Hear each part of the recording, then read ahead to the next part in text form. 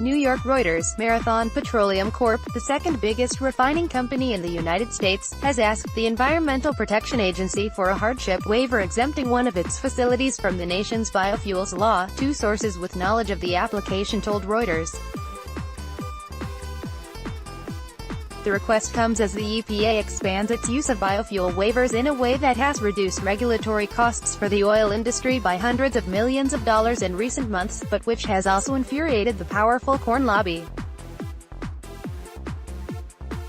EPA has authority to grant waivers freeing small refineries from their obligation to mix biofuels like ethanol into their fuel under the Renewable Fuel Standard (RFS), if they can prove complying would cause them disproportionate economic hardship. The waivers can save individual facilities tens of millions of dollars in regulatory costs, adding to a company's bottom line.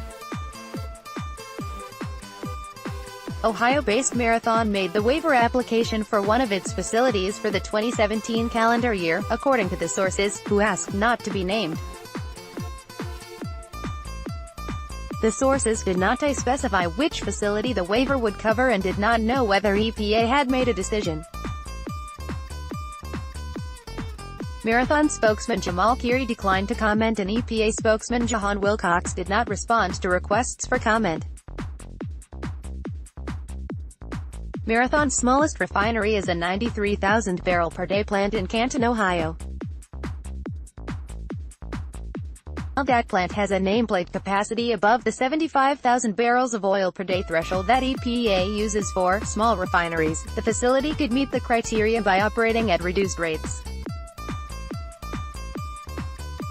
Refineries typically bring down units at least once a year for maintenance work, limiting production. It is also possible that Marathon made the request for a portion of one of its larger refining complexes, such as its Galveston Bay refinery in Texas, arguing that certain parts of the complex operate distinctly. Expanded program. An EPA source said earlier this year that the agency has granted more than 24 small refinery waivers for 2017 in recent months, a level that former officials say is about triple the number given each year under previous administrations. The expanded use of biofuel waivers under President Donald Trump's administration has been a flashpoint between the oil and corn industries. While refining industry representatives have said EPA is required to provide such exemptions to qualifying facilities, corn state Republicans have said the program is being abused in a way that hurts corn farmers. EPA does not reveal the names of waiver applicants or recipients, arguing the information is confidential. But Reuters has reported from sources familiar with the matter that U.S.